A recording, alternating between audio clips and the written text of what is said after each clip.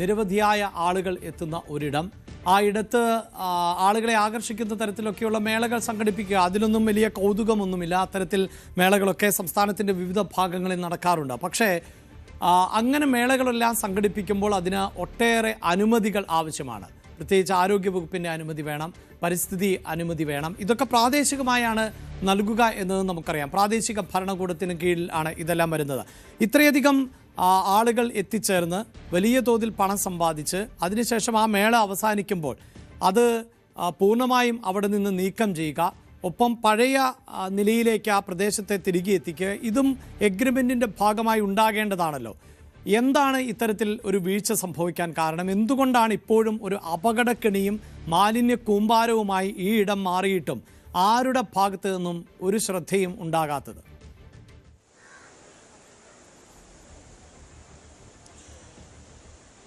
അഭിലാഷ, ഇത് കഴിഞ്ഞ 2 മാസക്കാലമായി ആലപ്പുഴ ബീച്ചിൽ നടന്ന ഒരു കാർണിവലാണ്. അതായത് വണ്ടർഫോൾസ് എന്ന് പറഞ്ഞ സിയാൻ എന്നുള്ള ഷഹാന എന്നാണ് അതിന്റെ ലൈസൻസ് ഉടമയായി നഗരസഭാ രേഖകളിലുള്ളത്. പാലക്കാട് സ്വദേശിനിയായ ഷഹാനയുടെ അപേക്ഷയുടെ പുറത്ത് സിയാൻ connecting the world Archana colony Palakkad അഡ്രസ്സിലാണ് ഇവിടെ ഒരു ലൈസൻസിയായി ആലപ്പുഴ നഗരസഭയെ ഈ വണ്ടർഫോൾസ് എന്ന ഈ നമ്മൾ നേരത്തെ ദൃശ്യങ്ങൾ കണ്ട ആ ഒരു കൃത്രിമ വെള്ളച്ചാട്ടം ഉൾപ്പെടെ ഒരുക്കിക്കൊണ്ടിട്ടുള്ള ഒരു പ്രദർശനം ഒരുക്കിയത്. അതിനോടൊപ്പം തന്നെ ഫുഡ് സ്റ്റോളുകളും ഒപ്പം പ്ലാസ്റ്റിക് കൊണ്ടുള്ള വിവിധ നിർമ്മിതികളും, അതായത് പൂക്കൾ നിർമ്മിക്കുന്ന വിവിധ ഒരു പൂക്കളുടെ ഒരു പാർക്ക്, അതോടൊപ്പം വിവിധ രീതിയിലുള്ള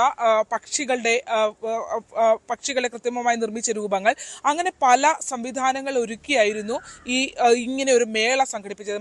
നേരത്തെ അഭിലാഷ് സൂചിപ്പിച്ചതുപോലെ തന്നെ അവധിക്കാലങ്ങളിൽ ഇത്തരത്തിലുള്ള മേളകൾ പ്രത്യേകിച്ച് ഇടങ്ങളിൽ വരുന്നതൊക്കെ വളരെ നല്ലതാണ്. പക്ഷെ നമ്മൾ കഴിഞ്ഞ ദിവസം കണ്ടതാണ് തിരുവനന്തപുരത്ത് ഇത്തരത്തിൽ ഒരു പാർക്കിൽ നടന്നൊരു അപകടം നമ്മൾ കണ്ടതാണ്. ആലപ്പുഴ ബീച്ചിലേക്ക് വരികയാണെങ്കിൽ ആലപ്പുഴ ബീച്ചിനെ സംബന്ധിച്ചിടത്തോളം വളരെ റഫായ സീ ആണ്. അതോടൊപ്പം തന്നെ അവിടെ ഇത്തരത്തിലുള്ള അനുമതികൾക്ക്, അതായത് കടലിലേക്ക് ഇറങ്ങിയുള്ള അനുമതികൾ തന്നെ കൊടുക്കാൻ കഴിയാത്തൊരു സാഹചര്യമുണ്ട്. കാരണം അവിടുത്തെ ഒരു സീയുടെ പ്രത്യേകത തന്നെയാണ്. മാത്രമല്ല എപ്പോൾ വേണമെങ്കിലും അൺപ്രഡിക്റ്റബിൾ ആയിട്ടുള്ള ഒരു കാലാവസ്ഥ കൂടിയുള്ളൊരു സ്ഥലം കൂടിയാണ്. ശക്തമായ കാറ്റുണ്ടാകും, മറ്റു കാര്യങ്ങളൊക്കെ ഉണ്ടാകും.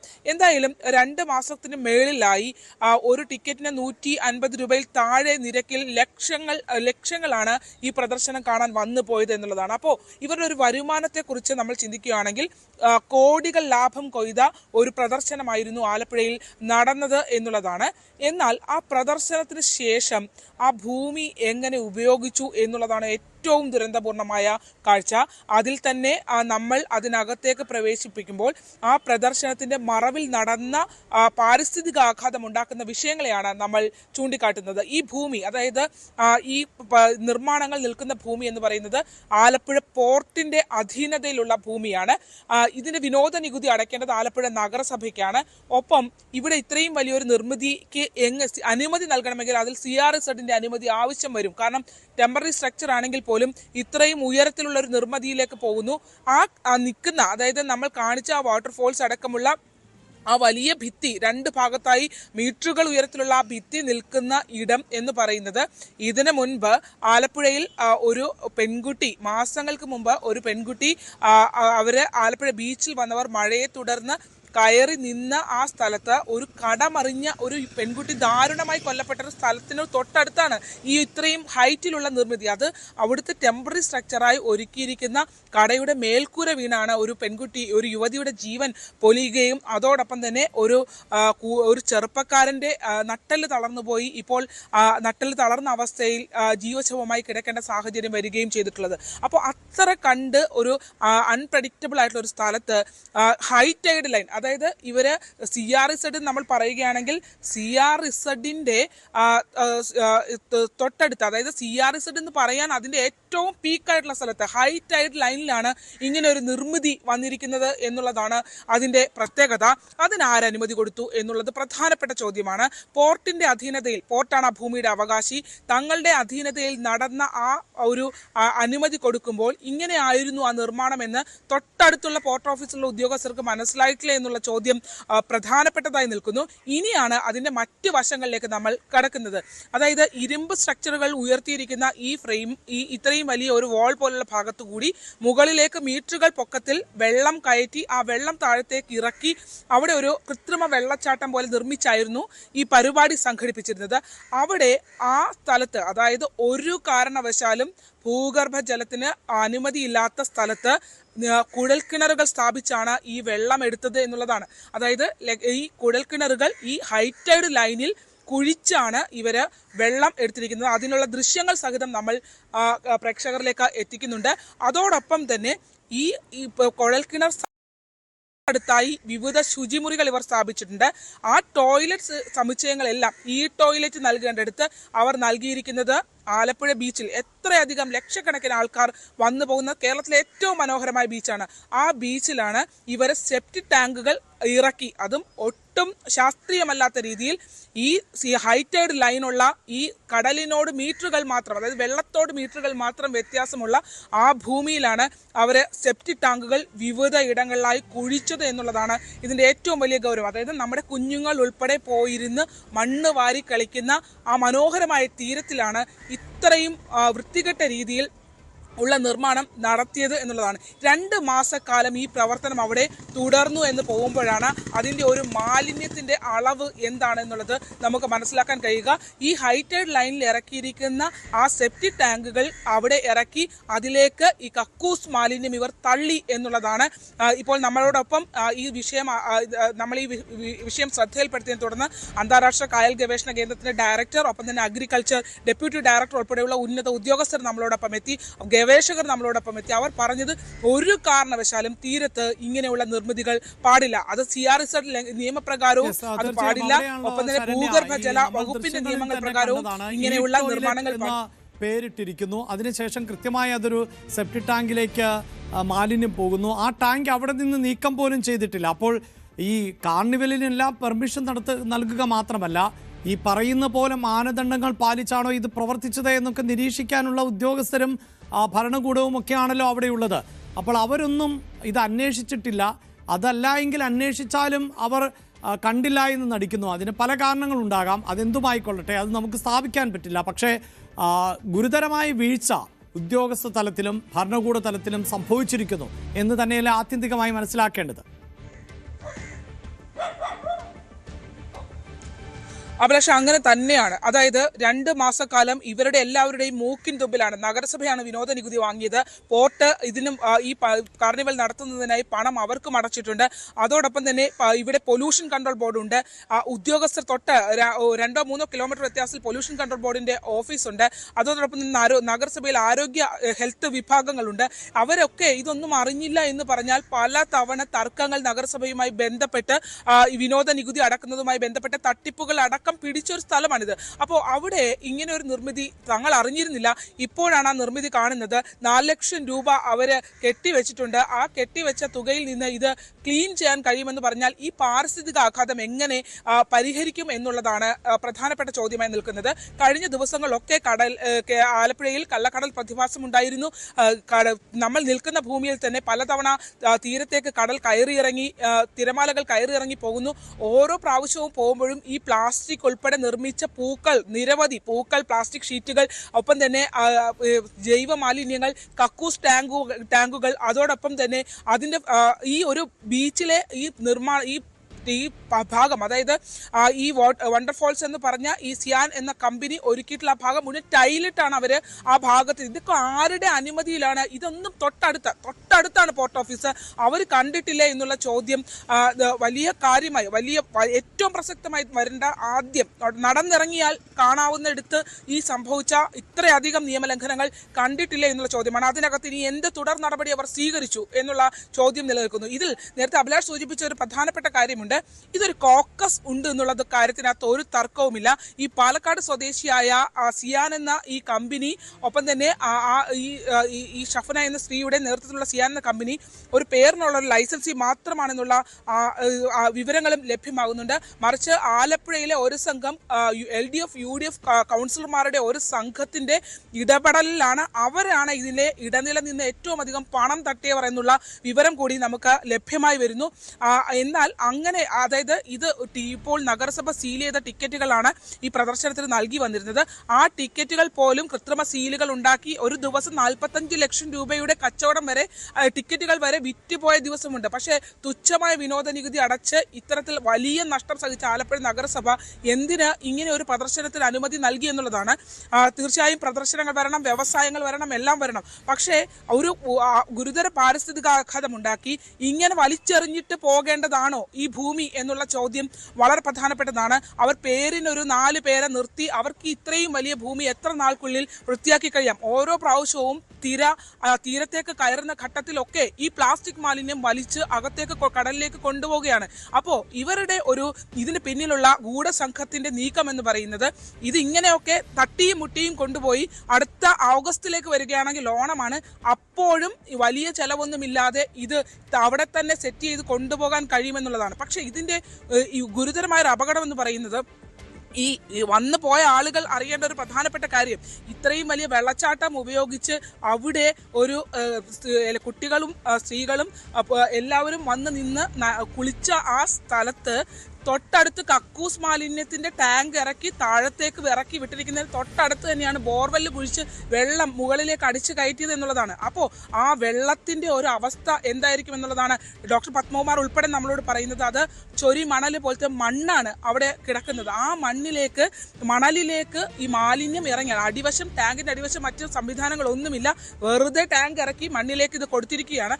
അപ്പോൾ ഈ മണ്ണിലേക്ക് ഇറങ്ങുന്ന കക്കൂസ് മാലിന്യം അത് മൊത്തത്തിൽ ആ ഭാഗത്ത് മുഴുവൻ പടരും എന്നുള്ളതാണ് അദ്ദേഹം വ്യക്തമാക്കുന്നത്. അങ്ങനെയാണെങ്കിൽ ഈ വന്നു പോയവരുടെ ദേഹത്തേക്ക് ഒഴിച്ച വെള്ളം വരെ എന്താണെന്നുള്ളതാണ്. മറ്റൊന്ന്, ഇത്തരത്തിലുള്ള വാട്ടർ തീം പാർക്കുകൾ ബേസ് ചെയ്ത് അത്തരം പ്രോജക്റ്റുകൾ ചെയ്യുമ്പോൾ സ്വാഭാവികമായും ഇത്രയധികം ആളുകൾ വന്ന് ആലപ്പുഴ ബീച്ചിലെ തിരക്കിന്റെ ദൃശ്യങ്ങൾ ഞാൻ കാണിച്ചു തരാം. അപ്പോൾ അത്രയധികം ആളുകൾ വന്നു പോയൊരു സ്ഥലത്ത് എല്ലാ ദിവസവും ആ വാട്ടർ അത് പ്യൂരിഫൈ ചെയ്ത് അല്ലെങ്കിൽ അതിന്റെ ഗുണനിലവാരം പരിശോധിക്കേണ്ട ഉത്തരവാദിത്തമുണ്ട്. അത് പരിശോധിക്കേണ്ട വിവിധ ഏജൻസികൾ പരിശോധിച്ച് റിപ്പോർട്ട് നൽകി വേണം ഇത്രയും അധികം ആളുകളുടെ ഇടയിലേക്ക് ഈ വെള്ളം ഉപയോഗിക്കാൻ. പക്ഷേ യാതൊരുവിധ പരിശോധനയും നടന്നില്ല എന്നുള്ളതാണ് യാഥാർത്ഥ്യം.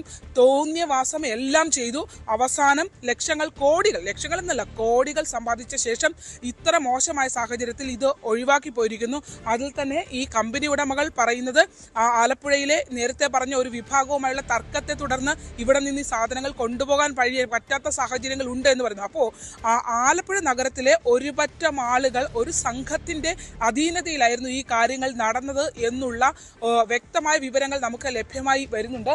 അതിനുമപ്പുറം ചോദിക്കാനുള്ളത് പോർട്ടിനോടും അതോടൊപ്പം തന്നെ തൊട്ടടുത്ത് ഉള്ള മുൻ നഗരസഭയൊക്കെയാണ് എന്ത് നടപടികൾ 4 ലക്ഷം രൂപയ്ക്ക് പരിഹരിക്കാൻ കഴിയുന്നതാണോ ഈ സെപ്റ്റിക് മാലിന്യങ്ങളടക്കം ഭൂമിക്കടിയിലേക്കും കടലിലേക്കും ഒഴിക്കുക എന്നുള്ള ചോദ്യം നിലനിൽക്കുന്നു. ആരുടെ ഭൂഗർഭജല വകുപ്പും ഇതിനകത്ത് നടപടിയെടുക്കേണ്ടതുണ്ട്. കാരണം അവിടെ ഈ കുഴൽ കിണറുകൾ ഒരു കാരണവശാലും സ്ഥാപിക്കാൻ പാടില്ലാത്ത CRZ മേഖലയിൽ തന്നെ ഇത് പറ്റില്ല. അതിനപ്പുറം ഇത് കടലിൽ നിന്ന് മീറ്ററുകൾ മാത്രം വ്യത്യാസത്തിൽ ഹൈറ്റൈഡ് ലൈനിലാണ് ഇത്തരത്തിൽ ഒരു കുഴൽക്കിണറുകൾ സ്ഥാപിച്ചിട്ടുള്ളത്. അതിനെക്കുറിച്ചും അന്വേഷണം നടക്കേണ്ടതുണ്ട്. ഇത്രയും വലിയൊരു സ്ട്രക്ചർ ഇപ്പോഴും പറയുമ്പോൾ തന്നെ ഇത്തരം ആളുകൾ നമുക്കറിയാമല്ലോ, ഇത്തരം പേരിനു വേണ്ടിയാകാം ഒരു ലൈസൻസി എന്ന് പറയുമ്പോൾ പോലും ഇങ്ങനെയൊക്കെ കാർണിവൽ നടത്തുവാൻ ശേഷിയുള്ളവർ അവർ സ്വാഭാവികമായും പക്ഷത്തെയും പ്രതിപക്ഷത്തെയും ഒക്കെ സ്വാധീനിക്കാൻ ശേഷിയുള്ളവരാണ്. ഇതിൽ തന്നെ സൂചിപ്പിക്കുന്നുണ്ട് ഇതൊരു ഭരണ പ്രതിപക്ഷ ലോബി ആണോ ഇതിന് പിന്നിൽ ഉള്ളത് എന്ന്. അപ്പോൾ സ്വാഭാവികമായും അന്വേഷണമൊക്കെ നടക്കണമെങ്കിൽ സാധാരണ നിലയിൽ ഇത്തരം വിഷയങ്ങളിൽ പ്രതിപക്ഷമാണ് ഈ ഭരണകൂടത്തിൻ്റെ ഭാഗത്ത് നിന്ന് അനാസ്ഥ ഉണ്ടായിട്ടുണ്ടെങ്കിലോ അതല്ല അഴിമതിയാണ് ഇതിൽ നടന്നിട്ടുള്ളതെങ്കിലോ കൈക്കൂലി വാങ്ങിയിട്ടുണ്ടെങ്കിലോ ഒക്കെ വിമർശനം ഉന്നയിക്കുക. ഇതിപ്പോൾ ഭരണപക്ഷത്തിനും പ്രതിപക്ഷത്തിനും ഒരുപോലെ പരാതികളൊന്നുമില്ല എന്നതാണ് അവിടുത്തെ സാഹചര്യം.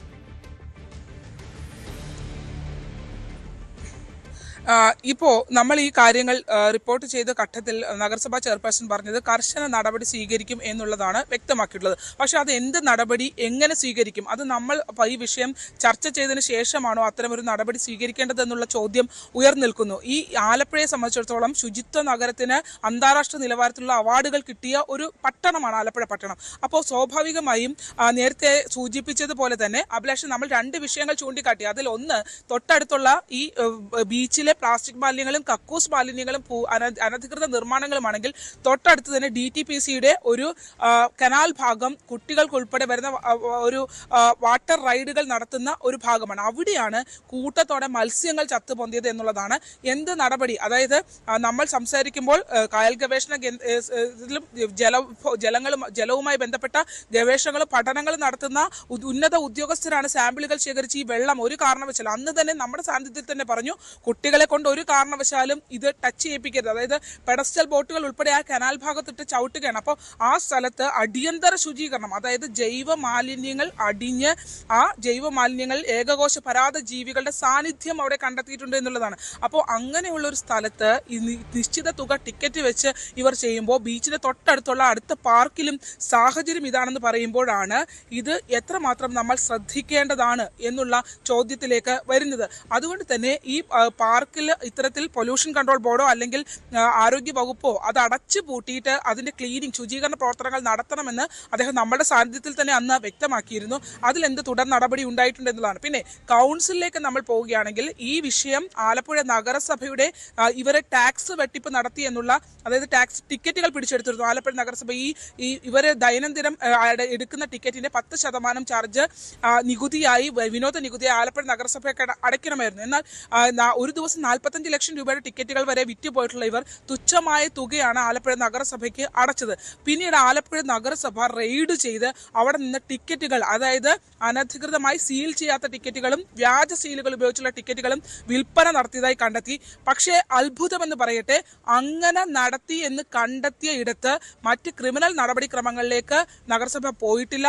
അതിനോടൊപ്പം തന്നെ ഇവർക്ക് എക്സ്റ്റെൻഡ് ചെയ്തു നൽകി. അതായത് ഇത്രയധികം നിയമലംഘനങ്ങൾ നടത്തിയ ആ സ്ഥാപനത്തിന് വീണ്ടും തുടർന്ന് പ്രവർത്തിക്കാനുള്ള അനുമതി കൊടുത്തു എന്ന് പറയുമ്പോൾ തന്നെയാണ് ഇതിനകത്ത് പല കാര്യങ്ങളും പരിശോധിക്കേണ്ടതുണ്ട് എന്നുള്ള ചോദ്യങ്ങളിലേക്ക് കാര്യങ്ങൾ വരുന്നത്. ഈ നിലവിലത്തെ ഒരു സാഹചര്യത്തിൽ ഏറ്റവും പ്രധാനപ്പെട്ടത് ആ നിർമ്മിതി അവിടുന്ന് പൊളിച്ചു മാറ്റുക എന്നുള്ളതാണ്. കാരണം ഇത് ഇരുമ്പ് സ്ട്രക്ചറിലാണ് ഇത്തരത്തിൽ വലിയ നിർമ്മിതി മുകളിലേക്ക് പോയിരിക്കുന്നത്. അത് കടൽ മൺസൂൺ തുടങ്ങിക്കഴിഞ്ഞു. ഞാൻ നിൽക്കുന്ന സ്ഥലത്ത് പോലും നല്ല കാറ്റുണ്ട്.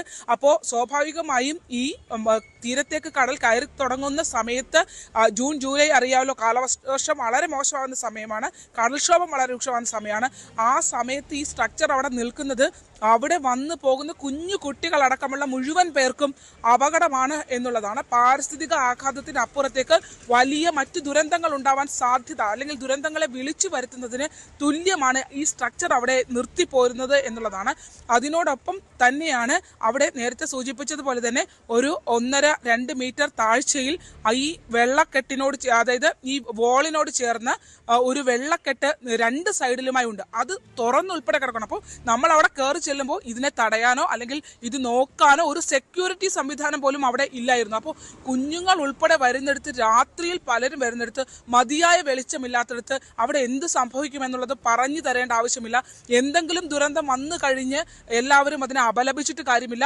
കൺമുന്നിലാണ് ഈ വിഷയങ്ങൾ നിൽക്കുന്നത്. പക്ഷേ അതിനകത്ത് മറ്റ് അടിയന്തരമായ നടപടികളിലേക്ക് പോകുന്നില്ല. കൗൺസിലിൽ, ആലപ്പുഴ നഗരസഭാ കൗൺസിലിൽ ഈ തൊട്ടടുത്തുള്ള ബീച്ച് വാർഡിൽ നിന്നുള്ള കൗൺസിലറായ TR രാജേഷ്, നമ്മളോട് നേരത്തെ സംസാരിച്ച് TR രാജേഷ് ഈ വിഷയത്തെ ശക്തമായി എതിർത്തുകൊണ്ട് രംഗത്ത് വന്നിരുന്നു. ഇതിനകത്ത് നടന്നിട്ടുള്ള അഴിമതി ഉൾപ്പെടെയുള്ള പാരിസ്ഥിതിക ആഘാതങ്ങൾ ഉൾപ്പെടെയുള്ള വിഷയങ്ങൾ പരിഗണിക്കണം എന്ന് പറഞ്ഞ് രംഗത്ത് വന്നിരുന്നു. തൊട്ട് ഇപ്പുറത്തുള്ള വാർഡ് കൗൺസിലറായ നൌഫൽ അടക്കമുള്ള ആളുകളും ആരോഗ്യ സ്റ്റാൻഡിംഗ് കമ്മിറ്റി ചെയർമാൻ ഉൾപ്പെടെയുള്ള ആളുകളും ഇതിന്റെ ഗുരുതരമായ സാഹചര്യം മനസ്സിലാക്കി എന്ന് പറയുന്നു. പ്രതിപക്ഷ നേതാവായിട്ടുള്ള VG വിഷ്ണു ഉൾപ്പെടെയുള്ളവർ ഈ വിഷയം ഉന്നയിക്കുന്നുണ്ട്. പക്ഷേ അങ്ങനെ ഉന്നയിക്കുമ്പോഴും ഇതിനകത്ത് ഈ അനധികൃത നിർമ്മാണങ്ങൾക്ക് ആരാണ് മറുപടി പറയേണ്ടത്, അതെങ്ങനെ അവർക്ക് അവിടെ ചെയ്യാൻ കഴിഞ്ഞു, അതിനകത്ത് എന്ത് നിയമാനുസൃതമായ നടപടി കൈക്കൊണ്ടു എന്നുള്ള ചോദ്യം ഇവരെല്ലാവരും തന്നെ ഉത്തരം പറയേണ്ടതാണ്. അതിന് ഇതിനകത്ത് മറ്റ് രീതിയിൽ അതിനെ വളരെ നിർമ്മാണങ്ങൾക്ക് അനുമതി നൽകുമ്പോൾ ആ അനുമതിക്ക് അനുസരിച്ചുള്ള നിർമ്മാണ പ്രവൃത്തികൾ ആണോ അവിടെ നടന്നിട്ടുള്ളത്? നിർമ്മാണം പൂർത്തിയാക്കി ഒരു നിശ്ചിത കാലയളവ് കഴിഞ്ഞാൽ അത് പൊളിച്ചു നീക്കേണ്ടതില്ലേ? ഒപ്പം അവിടെ കക്കൂസ് ടാങ്കുകൾ അടക്കം നിർമ്മിച്ചത് കൃത്യമായ പരിശോധനകളും അനുമതിയും വാങ്ങിയിട്ടാണോ? ഗുരുതരമായ ആരോഗ്യ പ്രശ്നങ്ങളിലേക്ക് തള്ളിയിടാൻ സാധ്യതയുള്ള ഒരു പശ്ചാത്തലം. അവിടെ ഇത് ഇപ്പോൾ തന്നെ മീനുകൾ ചത്തുപൊന്തുന്ന സാഹചര്യമാണ് ഉണ്ടായിട്ടുള്ളത്. നൂറുകണക്കിന് സഞ്ചാരികൾ എത്തുന്ന ഇടമാണ്. ഒരുപക്ഷെ ഏതെങ്കിലും ഒരു ആപത്തുണ്ടായതിനു ശേഷം പിന്നീട് അതിൽ അപലപിക്കുന്നതിനേക്കാൾ അതിന് തടയിടുക എന്നത് ഭരണകൂടത്തിൻ്റെയും ഉദ്യോഗസ്ഥരുടെയും ഒക്കെ ഉത്തരവാദിത്തമാണ്. അതുകൊണ്ട് തന്നെ നഗരസഭയുടെ ശ്രദ്ധയിലേക്ക് തന്നെയാണ് ഈ വാർത്ത ഞങ്ങൾ മുന്നോട്ട് വയ്ക്കുന്നത്. അധികൃതരുടെ ഭാഗത്ത് നിന്ന് നടപടികൾ ഉണ്ടാകും എന്ന് വേണം നമുക്ക് പ്രതീക്ഷിക്കാൻ. കൂടുതൽ വാർത്തകൾക്ക് news 18 Keralam YouTube channel subscribe ചെയ്യുക.